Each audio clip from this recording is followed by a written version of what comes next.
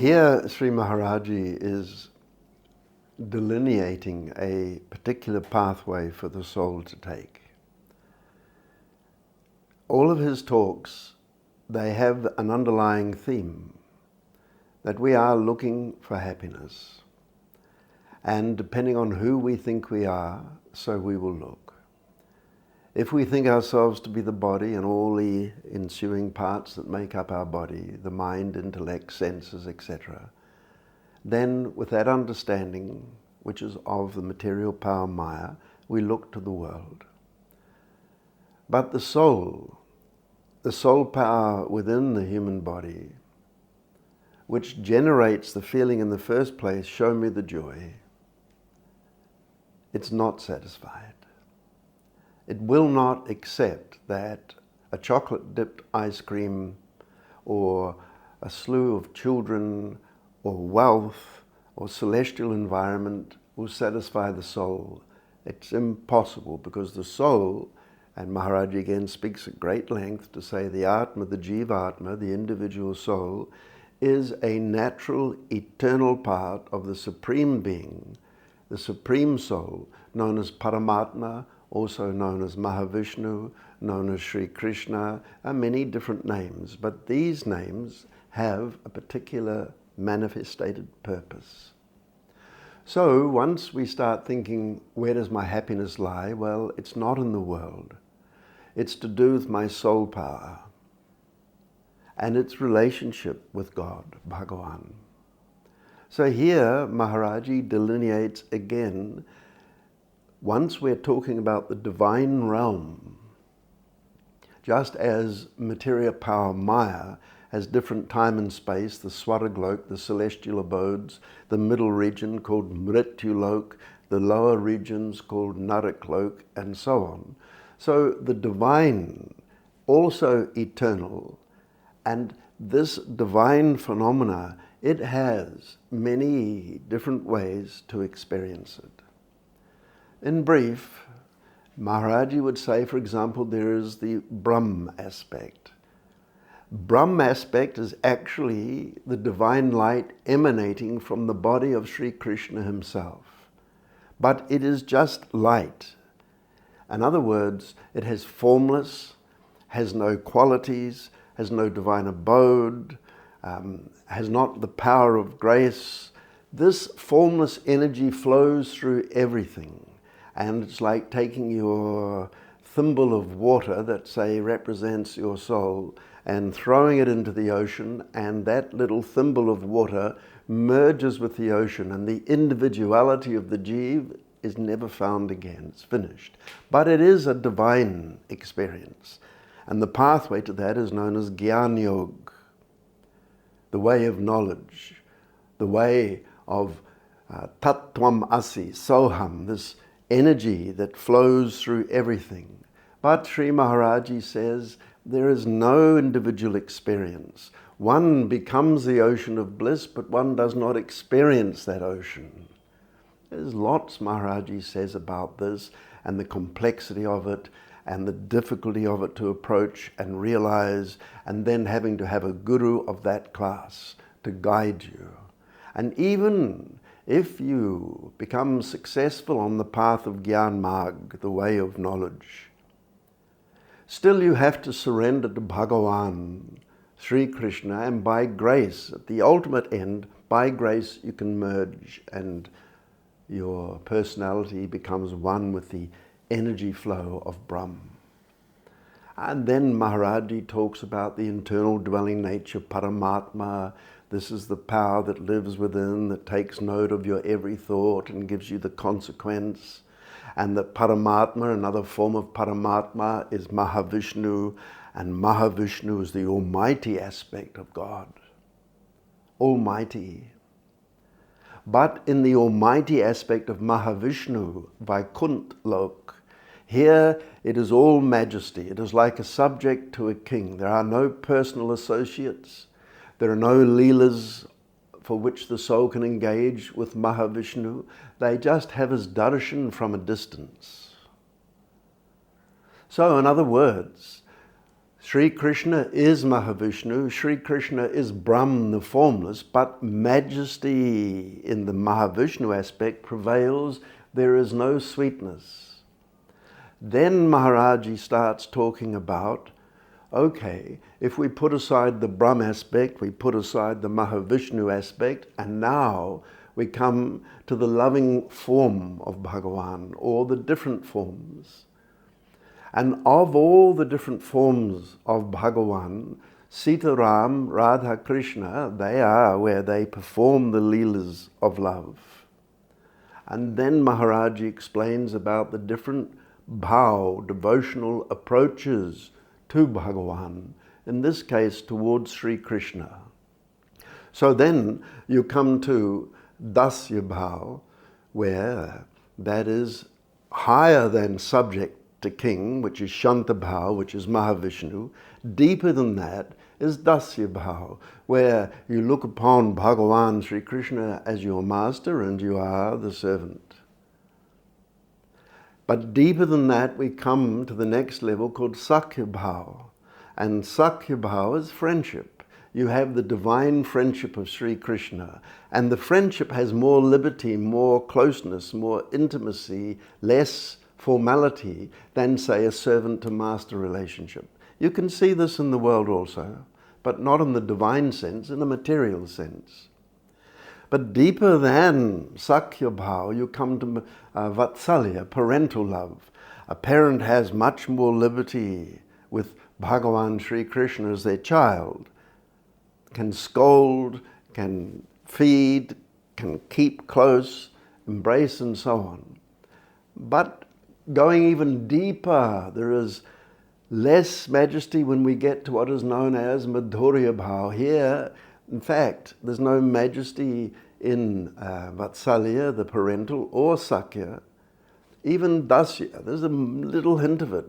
But when we get to Madhurya, this is where I love Sri Krishna as my beloved. Now, the majesty aspect has almost totally receded, and it's the sweetness of love. And in this sweetness of love, there are three further categories. Sadharanarati, where you love Sri Krishna for your happiness, but it's the divine, you're loving Krishna as God.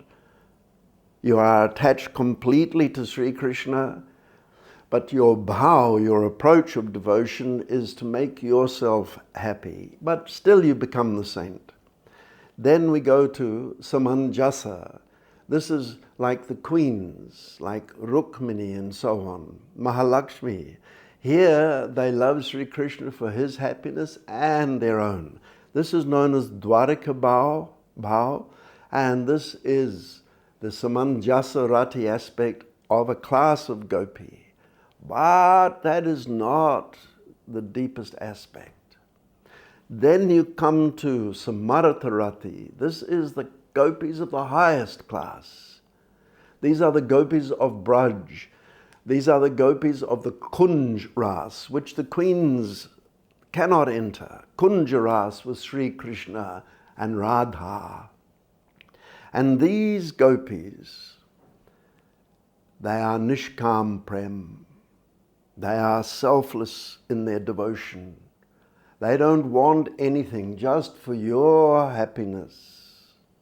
That is our aim, to serve you in such a way. We give you our all and we ask for nothing in return. This is called, as I've said, selfless divine love. Nishkam, selfless, no selfishness, no majesty, all pure intimacy with Bhagavan.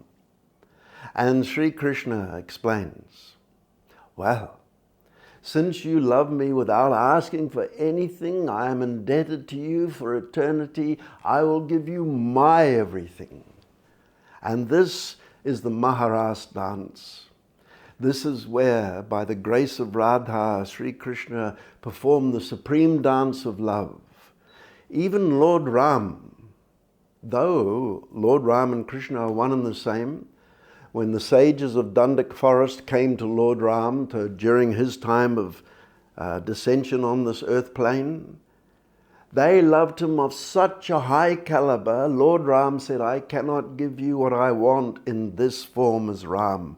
But when I come as Krishna at the end of the Dwapara Yuga, in the beginning of the Kali Yuga, when I come as Krishna, I bless you to come in the female form as gopis, to experience the nishkam, selfless love of Sri Krishna and Radha. So now we get to selflessness. Now, understand this. Krishna is Brahm. Krishna is the Paramatma. Krishna is Mahavishnu. Krishna is Lord Ram.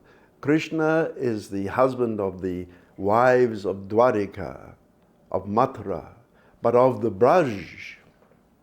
Sri Krishna worships his own soul, Sri Radha. And where Radha is, and the gopis of Radha, this is a complete selfless environment.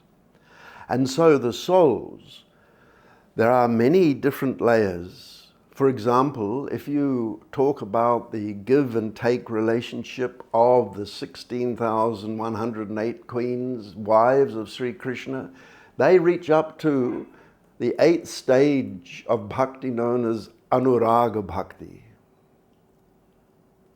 But higher than that, this is where we get to, for the first time, we get to the Kunjaras. And those souls, that is the highest state an individual soul can achieve with Bhagavan in the form of Radha Krishna. This is the supreme form of love. And so they are qualified to enter the Kunjaras. And you also have the Mahasakis that enjoy the Kunjaras, the Mahasakis, the 8 personal eternal aids or assistants or devotees of Sri Radha, like Vishaka, Lalita, Rangadev, etc. But higher than the Kunjaras, we come to Nikunjaras. And only the Mahasakis, Radha Krishna, experience this Nikunjaras. But there's still another class above that, which not even the Mahasakis can enter. This is known as Nibrit Kunj. This is entirely just for the loving aspect of Radha Krishna only. So, when we hear about Shiva and Vishnu, the Trimurti, Mahavishnu, Lord Ram, they are all manifestations, they are swanch, or the formless nature as in Brahm, of Sri Krishna. But when you reach the heights of Kunjaras, of the gopis, there for the first time Radha is prominent.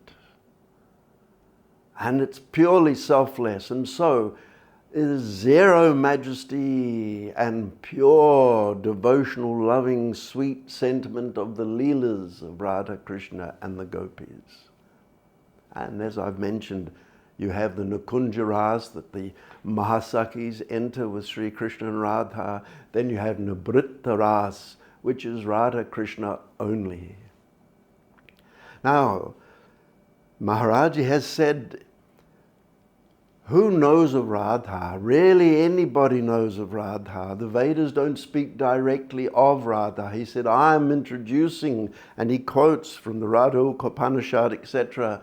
He talks about who Radha is. And we, the world in general, 99.9999, whatever percentage it is, do not know. They say Radha Krishna, but many have the idea that Radha is the wife of Krishna. But I've explained Radha and Krishna are not husband and wife. No, the husband and wife aspect of Krishna is the queens of Dwarika. So Radha is the soul of Krishna, though Radha Krishna are one form or one power of supreme, ever-increasing, ever-new divine love, the exhilarating Haladni Shakti in 2 forms, Radha Krishna. And Radha is Hladni Shakti, and she is the soul of Krishna. Now, the other aspect to this that we need to understand,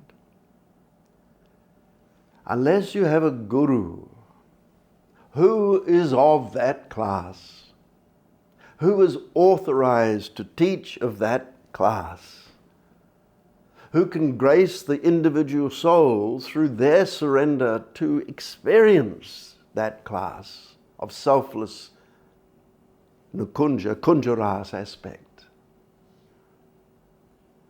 You would neither know of it, nor could you approach it, nor could you be successful in it. For it is the Guru that imparts Swarupa Shakti, the divine power, in the heart and mind of the individual, whose heart and mind have become pure through sadhana bhakti, bhava bhakti, through their devotion and following the will of the Guru and serving the Guru as he prescribes, without ananya, without any other. Ananyata is the term, I am loyal and exclusive to my Guruji, my pathway, my Ishtadeva, my form of God. So when we open the Gita, open the Mahabharata, open the Ramayana, when we try and with our own mind read, what does this say, what does this mean, let me think, let me work this out now, you will never succeed.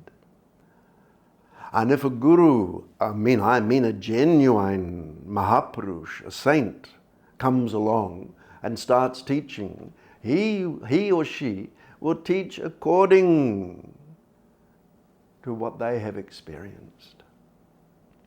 So we go in the divine realm now. I'm not talking about Maya, the material, for you can only approach the divine once you understand you're the Jivatma and not the body, this impermanent aspect, this Maya, which is governed by the three gunas, governed by the cause and effect, karma, and the wheel of birth and death. We're not there anymore. We're not looking for our happiness there anymore. We're looking to the divine. And we've got a guru encouraging us to go this way. And now I'm saying from the formless Ananda aspect known as Brahmanda. This is the aspect of the formless Brahm, right through the different echelons and layers. It is all divine. It is all a manifestation of the power of Sri Krishna. No question about it. And to become any class of saint in any of these aspects is a great, great, great thing. But Nishkam Prem, oh, that is something so rarely, rarely understood. And then the Gopi Bhav in relation to Sri Radha Krishna. So, Ananyata means you close those books, you stop listening to all the other aspects because they will confuse you, totally confuse you. But I read this, but that Babaji said that. But like Shankaracharya taught the way of Brahm, for example, though in private, he was a devotee of Sri Krishna, and he was a manifested form of Shivaji come to refute the pathway of Buddhism, etc. It's complicated. These divine personalities, Maharaj said, you cannot understand without the Guru to guide you. So Shankaracharya is a form of Shivaji on earth, and Shivaji is one of the greatest devotees of Sri Radha Krishna. He took the gopi form to enter the Maharaj dance, and Shivaji is Swanch. He is a manifested power of Sri Krishna himself. We are an extraordinary amazement of this. But when you meet a Rasik Mahapurush of Samarata Rati, the selfless class, representing and guiding us to selfless devotion to Sri Radha Krishna, that is such a grace. Who do you think accept them? What can you do except accept them and follow their pathway? Now, in the beginning, of course, you've got the ifs and the buts and the whys and the questions, and that's a very, very important part of our growth. And so I really appreciate your question very much. But a time will come when your questions will subside, and instead a loving devotion and a clarity of why I'm heading towards Radha Krishna, why I have accepted Shri Maharaj as my Guru, and why he wants us to be humble, why he doesn't want us to engage in negativity and righteousness, and I'm up, you're down, I'm smart, you're stupid, I'm rich, you're poor, I'm handsome, you're ugly, be quiet, you're an idiot. All these things that harden our heart, put mud around the heart. You cannot feel the sweetness and love of the Guru with such a disposition. So Maharaj, you work so hard on the ground level. Have Nishkam as your aim. Granted, you are a long way from that, but make it your aim from the get-go. And now let's work on you. Let's get your heart and mind clean. For Sri Krishna will only come when that's accomplished. And so the Guru does all the dirty work, all the hard work, clearing up our doubts, answering our questions, working with our sanskars, knowing what has just been, knowing what is, and knowing what's coming in terms of having to undergo our destiny, which we initiated ourselves in the past. He works with us so that we can keep our compass pointing to Nishkam Prem. And one day, by his grace, by Radha Krishna's grace, we will succeed if we make that our aim with clarity and strength. Now, I pour this knowledge out to you. Why? How can I do that? Well, firstly, Maharaj authorized me to do so, but it's all possible by his grace. When I was a young man, he made me go over and over and over and over and over and over the philosophy he teaches. He made me teach his philosophy. He checked what I was teaching to see if it was right or wrong. He corrected mistakes. But by giving me the grace of living a life of ananya, not going to that writing and that teacher and this teacher and doing this and following my own intellect, he took all that away and said, focus on this, because over time you will understand it. And when the depth of understanding seats itself in your heart, you will follow this path openly, joyously, with focus, clarity, strength, love. And I will be with you at every step. And this is for all of us, not just me. I'm just sharing with you the journey that it's been to get to the point where I can sit here and talk to you about this philosophy. And I'm not talking to you in a way that it's book learning. I'm talking to you in a way that it's the guidance of the Guru, of the class, of Nishkam Prem. And when that day for all of us settles, oh, not only am I the Atma, the soul, but the soul's name is Anand. And that means blissful, but it's a little infinitesimally small speck of the universe, dust quite size. But it belongs to the infinite Yovai Bhuma Tatsu Kam of Sri Radha Krishna, and the highest that they want to give to the individual soul who approaches them is Nishkam Prem, selfless love of Kunjaras, of the Braj, where no majesty and all the charming, beautiful leelas of Radha Krishna and the gopis, where the trees, the sky, everything is a manifestation of the body of Sri Krishna, their supreme love manifest in the beauty that makes up the Braj.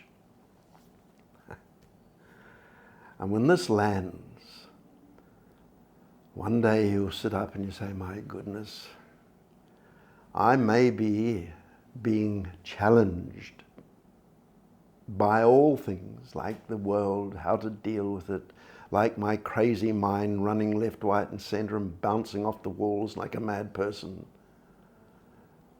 But this knowledge, it tells me, it inspires me, keep going, keep going.